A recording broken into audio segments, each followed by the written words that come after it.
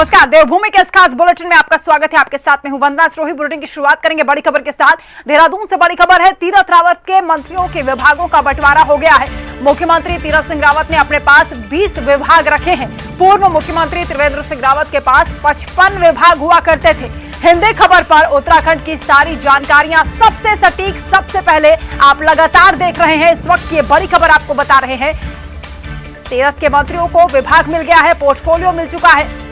मंत्रियों के पुराने विभाग बरकरार हैं, कुछ को अतिरिक्त प्रभार भी दिया गया है। सतपाल महाराज पर्यटन, सिंचाई, बाढ़ नियंत्रण, संस्कृति, धर्मार्थ, इसके अलावा बंशीधर भगत को विधायी एवं संसदीय कार्य मंत्रालय का जिम्मा सौंपा गया है। सुबोध दुनियाल की बात करें तो कृषि शिक्षा, कृषि विपणन, उद्यान मंत्रालय उनको सौंपा गया है। अरविंद पांडे, जैसा कि पहले भी बेसिक एवं माध्यमिक शिक्षा विभाग को संभाल रहे थे, एक बार फिर वही विभाग उनको दिया गया है। खेल, युवा, पंचायती राज का भी पोर्टफोलियो उनको दिया गया है। बिशन सिंह चुफाल को पेयजल, वर्षा जल संग्रहण, इसके अलावा ग्रामीण निर्माण, जनगणना उनको सौंपा गया है। हरक सिंह रावत की बात की जाए तो वन, पर्यावरण संरक्षण, श्रम, कौशल विकास, आयुष उनको सौंपा गया है। यशपाल आर्य को परिवहन, समाज कल्याण की जिम्मेदारी दी गई है।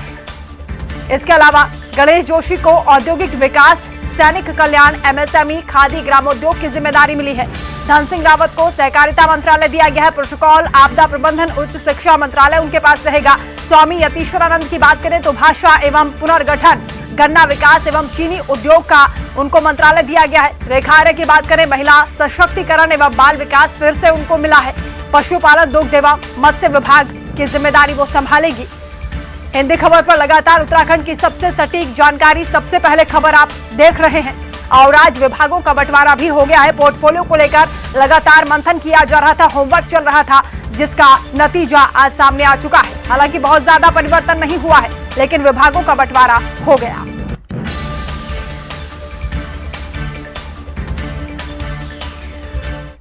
वहीं तीरथ सरकार ने मंत्रियों को विभागों का बंटवारा कर दिया है। राज्य मंत्री रेखा आर्य को महिला सशक्तिकरण, बाल विकास, पशुपालन, दुग्ध, मत्स्य विभाग की जिम्मेदारी दी गई है। हमारे संवाददाता अंकित काला ने राज्य मंत्री रेखा आर्य से खास बातचीत की है, सुनिए उन्होंने क्या कुछ कहा। उत्तराखंड की तीरथ सरकार ने विभागों का बंटवारा कर दिया है और राज्य मंत्री रेखा आर्य हमारे साथ हैं। लगातार आप सक्रिय रहती हैं और लंबे समय से जिम्मेदारी को निभा रही हैं। मैडम, पहले तो आपको बहुत बहुत बधाई, जो नई जिम्मेदारी आपको दी गई है। तीरथ सरकार में भी आपने जो अपनी जो जलवा था उसको बरकरार रखा है। जो आपको जिम्मेदारी दी गई, इसको कैसे देख रहे हैं?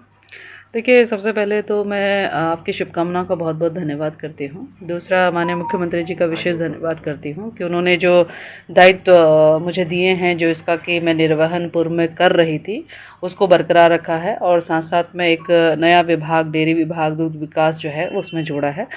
मैं उनको विश्वास दिलाना चाहूँगी कि जिस ध्येय के साथ में उन्होंने मुझे ये दायित्व दिए हैं, निश्चित रूप से उनको ऊंचाइयों पर ले जाना और जनमानस के लिए बेहतर काम करना, इसी भावना के साथ में काम किया जाएगा। और पूरी कोशिश रहेगी कि तीरथ जी के मार्गदर्शन में उस विश्वास को और सबका साथ सबका विकास, इसको लेके जो है हम अग्रसर रहें, ये मैं उनको विश्वास दिलाती हूँ। मैडम, विभागों की बात करें तो क्या क्या विभाग आपको दिए गए हैं और जो महिला सशक्तिकरण वाला है या जो मत्स्य पालन का है, पशुपालन का है, इन विभागों को आप कितना महत्वपूर्ण मानती है उत्तराखंड के लिए? देखिए, मैं समझती हूँ कि पूर्व में जिन विभागों के दायित्वों का निर्वहन मैं कर रही थी, चाहे महिला सशक्तिकरण, बाल विकास या महिला कल्याण है या पशुपालन है या मत्स्य पालन है, ये 3-4 विभाग अपने आप में ऐसे विभाग थे जो सीधे सीधे जिसका जन सरोकार था, जो कि लोगों को व्यवसाय से संबंधित था, जो महिलाओं की संवेदनशीलता को लेकर था, उनकी आत्मनिर्भरता को लेकर था। और आज पशुपालन के साथ साथ में डेयरी जुड़ता है, तो निश्चित रूप से क्योंकि उससे एक लगता हुआ वो विभाग है, उससे मिला जुला विभाग है। हमारी सेवा भी पशुपालन विभाग डेयरी में पूरी देता है, तो एक मैं समझती हूँ कि सिमिलर नेचर का विभाग होने के नाते मैं समझती हूँ काम करने में और मुझे सहूलियत होगी। और जिस प्रकार से 4 साल में डेयरी विभाग ने काम किया है, उस हमारी कोशिश है कि एक कदम और आगे उसमें बढ़ाया जाए। हिंदी खबर से बातचीत के लिए बहुत बहुत धन्यवाद और आगे के लिए, भविष्य के लिए आपको बहुत बहुत शुभकामनाएं। अपने सहयोगी मनवर रावत के साथ मैं अंकित काला, हिंदी खबर, देहरादून। देहरादून से बड़ी खबर है, फुल एक्शन में है सीएम तीरथ सिंह रावत। कोविड-19 टीकाकरण को लेकर बैठक भी कर रहे हैं। इस बैठक में स्वास्थ्य विभाग के अधिकारी भी मौजूद हैं। सचिवालय में तीरथ रावत की अध्यक्षता में बड़ी बैठक चल रही है इस वक्त। ये बड़ी खबर आपकी टीवी स्क्रीन पर। कोविड-19 टीकाकरण को लेकर सीएम तीरथ सिंह रावत की मीटिंग, बैठक कर रहे हैं अधिकारियों के साथ और चर्चा की जा रही है।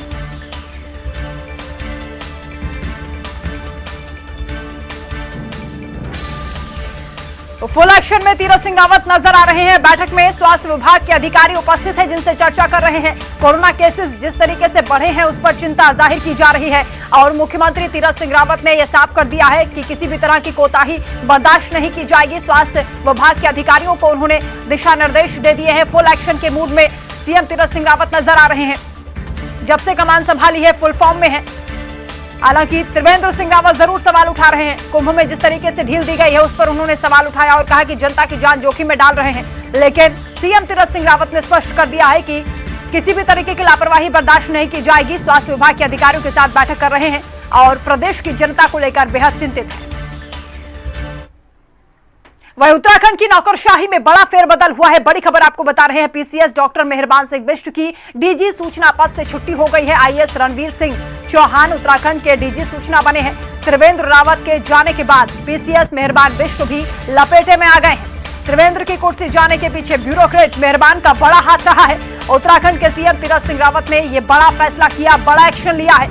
आईएएस रणवीर सिंह चौहान को उत्तराखंड के डीजी सूचना की जिम्मेदारी दी गई है। मेहरबान पर मेहरबानी खत्म हो चुकी है। उत्तराखंड की नौकरशाही में यह बड़ा फेरबदल, बड़ा परिवर्तन हुआ है। जब से तीरथ सिंह रावत मुख्यमंत्री बने हैं तभी से यह कहा जा रहा था कि नौकरशाही में यह बदलाव हो सकता है, क्योंकि निगम में नौकरशाहों की वजह से त्रिवेंद्र सिंह रावत की कुर्सी छिन गई और इसके पीछे पीसीएस मेहरबान बिष्ट का भी नाम सामने आ रहा था। फिलहाल उन्हें लपेटे में लिया गया है, छुट्टी कर दी गई है। त्रिवेंद्र की कुर्सी जाने के पीछे ब्यूरोक्रेट मेहरबान का हाथ था और इसकी उनको सजा भी मिली है।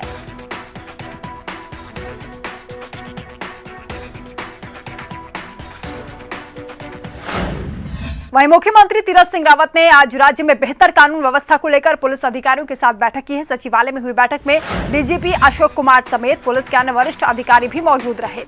तीरथ सिंह रावत ने राज्य में बेहतर कानून व्यवस्था को लेकर आवश्यक दिशा निर्देश दिए। उत्तराखंड के मुख्यमंत्री तीरथ सिंह रावत ने अपराध और कानून व्यवस्था की स्थिति की जानकारी ली है। मुख्यमंत्री तीरथ सिंह रावत ने कहा कि बेहतर कानून व्यवस्था राज्य सरकार की प्राथमिकता है। साथ ही सीएम रावत ने निर्देश दिया कि कुंभ और चारधाम की यात्रा सफल रहे, इसके लिए सभी तैयारियां समय से पूरी कर ली जाएं। कुंभ में क्राउड मैनेजमेंट की पूरी तैयारी सुनिश्चित की जाए। अगर ज्यादा फोर्स की आवश्यकता होगी तो इसके लिए भी प्रस्ताव तैयार किया जाए।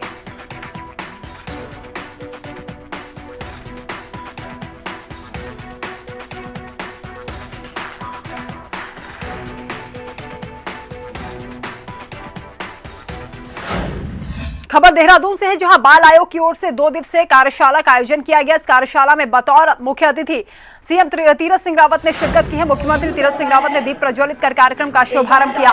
कार्यशाला में बच्चों में बढ़ती नशे की प्रवृत्ति और रोकथाम को लेकर चिंतन हुआ है, मंथन हुआ है। इसके साथ ही कार्यक्रम में उत्तराखंड बाल आयोग की अध्यक्षा उषा नेगी समेत अरुणाचल प्रदेश, उत्तर प्रदेश, चंडीगढ़ समेत अन्य राज्यों की बाल आयोग की अध्यक्ष भी शामिल रही। वहीं मुख्यमंत्री तीरथ सिंह रावत ने बाल आयोग के प्रयास की जमकर सराहना की है। सीएम तीरथ सिंह रावत ने माता पिता से बच्चों को अच्छे संस्कार देने की अपील भी की। वहीं बाल आयोग की अध्यक्ष उषा नेगी ने कहा कि बच्चों में बढ़ती नशे की प्रवृत्ति वाकई चिंताजनक है। बच्चों को इससे बाहर निकालने के लिए बाल आयोग समेत अन्य विभाग मिलकर इस पर काम कर रहे हैं, जिसके लिए आगे भी सकारात्मक प्रयास देखने को मिलेंगे। 2 दिवसीय कार्यशाला का आयोजन, जहां बाल आयोग की तरफ से कार्यशाला का आयोजन किया गया। बतौर मुख्य अतिथि सीएम तीरथ सिंह रावत ने शिरकत की है। बाल आयोग की उन्होंने जमकर सराहना की और माता पिता से अनुरोध किया है कि बच्चों को अच्छे संस्कार दें। एक बार तालियां मंच पर हमारे बीच चंडीगढ़ की हमारी मंच पर उपस्थित मेरे जो बाल संरक्षण आयोग है, जिसके अध्यक्ष उषा नेगी जी हैं, और इन्होंने जिस तरह का बीड़ा उठाया है, जिस तरह की कार्यशाला लोगों को अवेयरनेस करने का जो काम किया है, वो एक ऐतिहासिक है और इसको लेकर के नीचे तक जाने की ज़रूरत है। जन जागरूकता और संस्कार, परिवार में भी संस्कार होने चाहिए और जिस तरह बच्चे को आप संस्कार देंगे उसी तरह वो बनेगा। बाहरी वातावरण से कैसे उसको दूर रखें, जो आजकल एक टीवी, मोबाइल अच्छा भी है बुरा भी है, दोनों चीज़ें हैं, और उसके कारण भी यह नशा और दूसरा जो बाहरी देशों का, कंट्रियों का जिस तरह का वातावरण और उससे बच्चों को टीवी के द्वारा वो जो सामने दिखता है वही वो करता है। इसलिए उसको उससे भी कैसे दूर रखें केवल किताबी ज्ञान, ये सारी चीज़ें संस्कार, इस और उसको मोल्ड करें। आज बच्चा इससे दूर बल्कि टीवी की ओर उसकी ओर ज़्यादा है। ये बाल आयोग इस पे काफ़ी समय से काम कर रहा है और काम करने के साथ साथ में अब हम लोगों को लगा कि अब ये एक पॉलिसी बननी चाहिए और पूरे देश के लिए एक पॉलिसी निर्धारित की जाए। तो उसके लिए सभी प्रांतों से हम लोगों ने सभी चेयरपर्सन्स को बुलाया, विजुअल के माध्यम से भी सब लोग हम लोग जुड़ रहे हैं आपस में। और क्या होना चाहिए रिहैब को लेकर हम लोगों को ज़्यादा चिंता है, क्योंकि बच्चों को हम लोग जब पुनर्वास नहीं कर पाएंगे तो वो चीज़ें नहीं हो पाएंगी। उनको प्रॉपर काउंसलिंग होनी चाहिए उनकी, और उनको इस ट्रीटमेंट प्रॉपर मिलना चाहिए ताकि कम से कम वो लोग इससे बाहर निकल सके।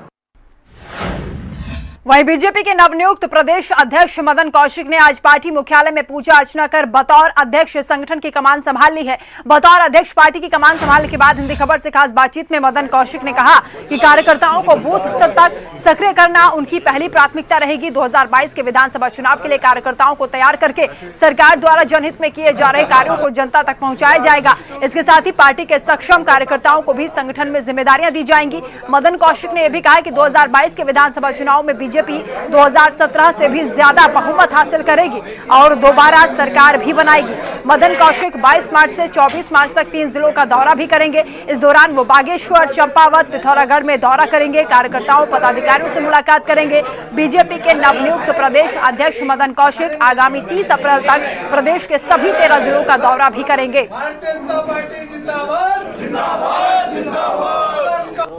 बीजेपी के नवनियुक्त प्रदेश अध्यक्ष मदन कौशिक ने आज संगठन की कमान संभाल ली है। इस वक्त हमारे साथ बातचीत के लिए मौजूद हैं। सर, आज से संगठन की कमान आपके पास रहेगी, किस तरह से देखते हैं, क्या आपकी प्राथमिकता रहेगी? देखिए, मेरी प्राथमिकता मेरा बूथ पर बैठे हुए जो लाखों के कार्यकर्ता हैं उन सबको पूरी तरीके से एक्टिव करना, बूथ तक मतदान कैसे किया जाता है उस सबको तैयार करना, सरकार के द्वारा किए गए जनहित के कामों को जनता तक पहुंचाना और साथ साथ सभी संगठन में ऐसे कार्यकर्ता जो कार्यकर्ताओं को अभी किसी भी रूप में काम नहीं मिला उनको काम देना।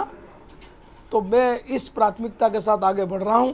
फिलहाल मैंने कार्यक्रम शुरू किए हैं। अगले 3 दिन का कार्यक्रम मैंने 3 जिलों का बनाया है और साथ साथ मैं समझता हूं कि होली के पर्व के बाद हम वृहत रूप से फिर कार्यक्रम आगे बढ़ाएंगे। सर, आपने कहा है कि 22 में 17 से भी ज़्यादा प्रचंड बहुमत के साथ पार्टी को जीत दिलाएंगे। उससे पहले उपचुनाव भी है, सल्ट का है और लोकसभा का भी है। किस तरह से देखते हैं? चुनौतियाँ तो आपके सामने रहेंगी। चुनौती स्वीकार करना ही अच्छे कार्यकर्ता का दायित्व होता है और मैं उस चुनौती को स्वीकार करके ही यहाँ इस स्थान पर बैठा हूँ। वरना मेरे सामने अनेक विकल्प थे, लेकिन मैंने वही विकल्प चुना जिसमें चुनौती थी। सर, आखिरी सवाल है मेरा। पिछली सरकार के जो फैसले थे देवस्थानम बोर्ड को लेकर, कमिश्नरी को लेकर और आज जो भर्तियां थी वो भी उस पर भी जो है फैसला बदला गया है। किस तरह से देखते हैं? कई नाराज़गी सामने आई, क्या कहेंगे इस पूरे उस पर आप? सरकार में बैठकर जनहित के अनेक ऐसे काम होते हैं जो जनता की आवाज़ के आधार पर, जन अपेक्षाओं पर जिनको समय समय पर करना होता है और फिर जन भावना के अनुरूप उनमें परिवर्तन भी संभव होते हैं। हमसे बातचीत के लिए धन्यवाद। तो ये थे हमारे साथ बीजेपी के नवनियुक्त प्रदेश अध्यक्ष बंशीधर भगत, जिन्होंने आज कार्यभार संभाल लिया है और अब उनके दौरे भी शुरू हो जाएंगे। वो सबसे पहले पिथौरागढ़, बागेश्वर और चंपावत का दौरा करेंगे और 30 अप्रैल तक वो प्रदेश के सभी जिलों में दौरा पूरा कर लेंगे। अपने कैमरा सहयोगी विजेंद्र रतूड़ी के साथ मैं चंद्रमोहन, हिंदी खबर, देहरादून। वहीं उत्तराखंड सरकार में कैबिनेट मंत्री बिशन सिंह चुफाल से खास बातचीत की हमारे संवाददाता चंद्रमोहन ने। सुनिए। तीरथ कैबिनेट में मंत्रियों को विभाग बांट दिए गए हैं और जो अभी मंत्री बने हैं, नए मंत्री बने हैं कैबिनेट मंत्री बिशन सिंह चौफाल, डीडी हाट से बीजेपी के विधायक हैं, कई बार के विधायक हैं। इस वक्त हमारे साथ बातचीत के लिए मौजूद हैं और उनको 4 विभाग दिए गए हैं तीरथ सिंह रावत की कैबिनेट में। पहला विभाग उनके पास पेयजल है, वर्षा जल संग्रह, इसके अलावा जनगणना और ग्रामीण निर्माण भी उनको दिया गया है। बातचीत करेंगे उनसे। सर, मंत्री आप बन गए और 4 विभाग आपको दिए गए हैं, किस तरह से देखते हैं काम क्या किस तरह से रहेगा 1 साल, क्योंकि कम समय है, विभागों की जो अधिकारी हैं उनके साथ समन्वय करना है, विभाग को समझना है, किस तरह देखते हैं? जहाँ तक है विभाग को समझने के लिए कोई ऐसा नहीं है कि मैं नया ऐसा विभाग मेरे सामने हो, काम करना है। जल जीवन मिशन के अंतर्गत हर गांव को हर घर घर पानी देना है, 2022 का लक्ष्य है हमारा। 2022 के लक्ष्य के तहत अभी तो हमने केवल प्रथम चरण का काम किया है, उसके बाद द्वितीय चरण का अभी काम होना है और हर गांव को पानी मिलेगा, हर घर को पानी मिलेगा। ये सबसे पहले केंद्र हमारे प्रधानमंत्री नरेंद्र मोदी जी का जो हमारा प्रोजेक्ट है, वो सपना जो उनका था, वो हर गांव को पानी मिलेगा, वो पूरा होगा। उसके अलावा जो अन्य विभाग हैं, उन विभागों में भी जो हमारा ग्रामीण निर्माण विभाग है, उसमें भी कार्यदायी संस्था के रूप में वो विभाग काम करता है और सड़क का भी निर्माण करते हैं। सड़क का निर्माणों का भी छोटे छोटे 1-2 किलोमीटर जो सड़कें हैं, उन सड़कों का भी निर्माण करते हैं। सर, वैसे तो आप मंत्री रह चुके हैं, एक वरिष्ठ लीडर हैं, आप बीजेपी के कई बार के विधायक हैं, तमाम विभागों में आपने उन काम किया है। किस तरह से आपकी प्राथमिकता रहेगी, क्योंकि जो पेयजल है ये भी हमने देखा है कि हर घर में जो है नल नहीं है, तो वो जो आपने बताया जल जीवन मिशन, उसके तहत हर घर तक आप नल पहुंचाएंगे। दूसरा जो जनगणना है, वो भी जनगणना वर्ष है, तो इसमें भी काम आपको रहेगा। ग्रामीण जो सड़कें हैं उसमें भी आपको काफ़ी काम करना है। तो क्या प्राथमिकता रहेगी आपकी 1 साल, क्योंकि इस बार दिक्कत ये है कि टाइम 1 साल का है और अपने आप को प्रूव करना है। एक समस्या जो हमारे सामने पेयजल के बहुत सारे ऐसे भी स्रोत हैं जो जिसमें पानी कम हो गया है, रिचार्ज हो गया पानी, तो उसके लिए हमारे लिए समस्या है क्योंकि आसपास कोई स्रोत नहीं है। ये 10-15 किलोमीटर की दूरी में भी कोई स्रोत नहीं है। ऐसी जगह पर थोड़ा समस्या है। उन जगह पर हम उन पर जिस प्रकार से लिफ्ट के द्वारा पानी पहुंचाने का प्रयास करेंगे उन क्षेत्रों में, ये हमारे लिए समस्या होगी क्योंकि स्रोत पानी में कम हो गया बहुत। गर्मी में इस साल बारिश भी कम हुई है, बारिश कम होने से स्रोत में पानी कम होने से जो हमने पाइप लाइन बिछा के उन पाइपों में पानी के लिए, क्योंकि कनेक्शन ज़्यादा हो गया और योजना में पानी उतना ही है। पहले कनेक्शन आपका गांव में एक परिवार में तो कनेक्शन दे रहे हैं, पहले 5-4 परिवार हो तो एक कनेक्शन होता था, इसलिए हर कनेक्शन को पानी जाएगा तो समस्या रहेगी। उसका मीटिंग लेके अधिकारियों का कैसे समाधान होगा, इसकी बैठक लेके ही उसका समाधान होगा। हमसे बातचीत के लिए धन्यवाद सर। और आखिरी साल में आपको जिम्मेदारी मिली है, वैसे आप 4 साल जो गुजर गए हैं उनमें भी आप डिज़र्व करते थे जो मंत्री का पद है, लेकिन अब चलो देर सवेर आपको जो आपकी क्षमता है उसके अनुसार आपको काम दिया गया है। हमसे बातचीत के लिए बहुत धन्यवाद। मेरे कैमरा सहयोगी विजेंद्र रतुड़ी के साथ मैं चंद्रमोहन, हिंदी खबर, देहरादून। वहीं विभाग बंटवारे के बाद मंत्री सुबोध उनियाल से खास बातचीत की हमारे संवाददाता चंद्रमोहन ने सुनी है। तीरथ कैबिनेट में विभागों का बंटवारा हो गया है और इस वक्त हमारे साथ कृषि मंत्री सुबोध उनियाल जी मौजूद हैं। त्रिवेंद्र कैबिनेट में भी वो कृषि मंत्री थे और अब एक बार फिर से उनको कृषि मंत्री बनाया गया है। हम बात करते हैं सर, एक बार दोबारा से आप कृषि मंत्री बने हैं, आपको बहुत बहुत बधाइयाँ हों। किस तरह से देखते हैं सर? धन्यवाद आपका। मैंने स्वयं ही मुख्यमंत्री जी ने मुझसे पूछा था कि आपको किस विभाग में इंटरेस्ट है, तो मैंने कहा था मैंने 4 वर्षों से कृषि विभाग को जिस तरह संभालने की कोशिश की और 70% के आसपास लोग इससे जुड़े हुए हैं और मैंने एंजॉय किया काम करके। और मैं चाहता हूँ कि अब हम, क्योंकि 4 वर्षों के कार्यों का उसका धरातल पे उनके रिजल्ट्स आने हैं, तो मैंने उनसे खुद स्वयं भी अनुरोध किया था कि मुझ पे कृषि विभाग जो है ये अगर वो मुझको देंगे तो मुझे लगता है कि विभाग मेरे लिए ठीक रहेगा। तो आज मैं धन्यवाद देना चाहता हूँ मुख्यमंत्री का कि मुझे पुनः विभाग दिया ताकि मैं कृषि में किए गए जो हमने 4 वर्षों में 100 से ज़्यादा रिफॉर्म्स किए उनको और तेज़ी से आगे बढ़ाएं। सर, कृषि पर आपने भी बताया 70% जो आबादी है वो आधारित रहती है। आपने जिस तरह से 4 साल में काम किया, क्या बदलाव आए और जो 1 साल बचा है उसमें आपकी क्या प्राथमिकता रहेगी? किस तरह से हमारा कृषि क्षेत्र, बागबानी क्षेत्र विकसित हो रहा है? देखिए, पहली बात तो ये थी कि जो जिस तरह से हम लोगों ने 100 से ज़्यादा निर्णय लिए और तमाम जगह भारत सरकार की जो योजनाएं थी, सब्सिडी जिनमें मिलती थी, उसमें गैप फिलिंग जो है स्टेट सेक्टर से की और ज़्यादा से ज़्यादा फ़ायदा किसानों को देने का प्रयास किया और कई ऐसे कानून बनाए जो किसानों की आर्थिकी को मजबूत करने में मदद करेंगे। साथ ही साथ जिस तरह जब हमारी सरकार बनी थी 17 वर्षों में 15% कृषि भूमि में कमी आई उसके बावजूद लगातार 17, 18, 18, 19, 19, 20 में हमने उत्पादकता के क्षेत्र में लगातार बढ़ोतरी की है और यही कारण था कि 2 वर्ष हमको भारत में कृषि कर्मण अवार्ड भी मिला है उत्पादकता बढ़ाने पर। और इसके अलावा ऑर्गेनिक राज्य के रूप में इस राज्य को आगे बढ़ाने के लिए जो 8% ज़मीन पे इस राज्य में ऑर्गेनिक फार्मिंग होती थी, आज हम 34% पे पहुँचे हैं 4 वर्षों में।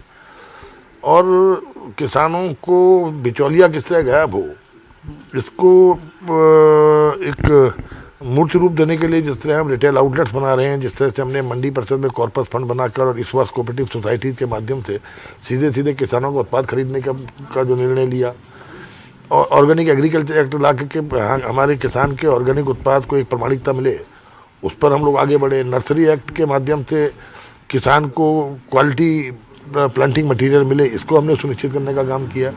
और जिस तरह कोरोना की महामारी की स्थिति को देखते हुए जब 2.5 लाख लोग वापस आए थे तो हम पहला राज्य थे जिन्होंने ये बाकायदा शासनादेश करके प्राविधान किया कि जिला योजना का 40% पैसा कृषि उद्यान और कृषि की जो एलाइड सेक्टर इसमें खर्च किया जाए, जिसका फायदा ये मिला कि जो 2.5 लाख लोग आए उसमें 70,000 लोगों ने कृषि और उद्यान के माध्यम से अपने आजीविका को चलाना प्रारंभ किया और वो लोग यहाँ पर वापस रुके। और अब जो हम लोग पिछले 4 वर्ष से, इसके अलावा हम एक इंटीग्रेटेड हॉर्टिकल्चर डेवलपमेंट में जायका की मदद से काम कर रहे हैं। 400 करोड़ के आसपास का प्रोजेक्ट है जिससे अवस्थापना सुविधाएं हम किसानों को दें। 1591 प्रोसेसिंग यूनिट्स 1 डिस्ट्रिक्ट 1 प्रोडक्ट में भारत सरकार के द्वारा हमारे राज्य को आवंटित की गई हैं। उन यूनिट्स को स्थापित करना, जो सेंटर ऑफ एक्सलेंस हमारे बन रहे हैं उन सेंटर ऑफ एक्सलेंस को स्थापित करके किसान को उसका फ़ायदा पहुँचाना, ये तमाम जो प्राथमिकताएँ, इसको अब ये मूर्त रूप देने का समय है। हमसे बातचीत करने के लिए धन्यवाद सर, आपने बहुत वक्त दिया। तो तीरथ कैबिनेट में विभागों का बंटवारा हो गया है और सुबोध उनियाल जी को एक बार दोबारा से कृषि मंत्री बनाया गया है। उत्तराखंड की 70% आबादी कृषि क्षेत्र पर आधारित है। अपने कैमरा सहयोगी विजेंद्र रतूड़ी के साथ मैं चंद्रमोहन, हिंदी खबर, देहरादून। वहीं देहरादून में पूर्व मुख्यमंत्री त्रिवेंद्र सिंह रावत के कार्यकाल में शुरू हुई उत्तराखंड राज्य सहकारी बैंक की भर्ती के मामले में अब नया मोड़ आ चुका है। यह भर्ती गड़बड़ी के आरोपों के चलते अग्रिम आदेशों तक स्थगित कर दी गई है। रजिस्ट्रार कोऑपरेटिव बालमयंक मिश्रा ने आदेश जारी करते हुए राज्य सहकारी बैंकों में चतुर्थ श्रेणी और सुरक्षा कर्मियों की भर्ती प्रक्रिया को अग्रिम आदेशों तक स्थगित करने का आदेश दिया है। मीडिया रिपोर्ट्स के मुताबिक 412 पदों पर भर्ती की प्रक्रिया में इंटरव्यू और शारीरिक परीक्षा संपन्न हुई थी, लेकिन सरकार में राज्य मंत्री यतीश्वरानंद और विधायक सुरेश राठौर द्वारा भर्ती प्रक्रिया में गड़बड़ी और लेन देन के आरोप लगाए थे। सीएम तीरथ सिंह बराबर से शिकायत की गई थी और उसके बाद इस भर्ती प्रक्रिया को स्थगित करने के आदेश जारी हुए हैं। राज्य सहकारी बैंक की भर्ती के मामले में नया मोड़ आया। अग्रिम आदेशों तक भर्ती प्रक्रिया को स्थगित कर दिया गया है।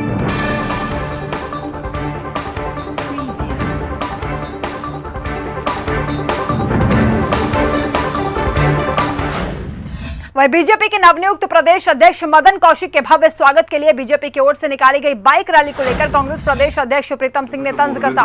उनका कहना है कि जब कांग्रेस के इस तरह के कार्यक्रम होते हैं तो बीजेपी कांग्रेस के कार्यक्रम को प्रभावित करती है, जबकि यही कार्यक्रम बीजेपी करती है तो उनके लिए सभी रूट बंद कर दिए जाते हैं। इस दौरान उन्होंने कहा कि कोविड-19 की गाइडलाइन बीजेपी के लिए नहीं है, ये गाइडलाइन सिर्फ कांग्रेस के लिए है।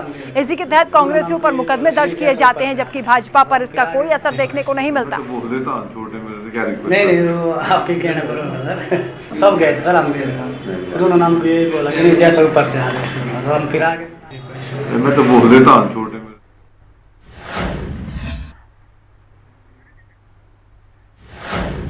वहीं रानीखेत में विधायक करण माहरा ने अपने साथियों और क्षेत्रीय जनता के साथ चिकित्सालय में 10 दिनों से चल रहे धरना प्रदर्शन को स्थगित कर दिया है। विधायक और ब्लॉक प्रमुख हीरा रावत ने वार्ता करने सीएमओ अल्मोड़ा स्वास्थ्य सचिव का संदेश लेकर रानीखेत पहुंची थी। लोगों में चिकित्सालय में अनियमितताओं को लेकर पहले से गुस्सा है। सीएमओ ने जानकारी दी कि जब तक रानीखेत को फिजिशियन नहीं मिल जाता है, अल्मोड़ा में आकर फिजिशियन हफ्ते में 2 दिन रानीखेत का काम देखेंगे। विधायक करण माहरा ने कहा कि डेंटिस्ट के एक्सरे के लिए विधायक निधि से धनराशि उपलब्ध कराएंगे। ये भी उन्होंने कहा कि अगर 20 अप्रैल तक किया गया वादा स्वास्थ्य विभाग पूरा नहीं करता तो आमरण अनशन पर भी बैठ जाएंगे। स्वास्थ्य प्रशासन,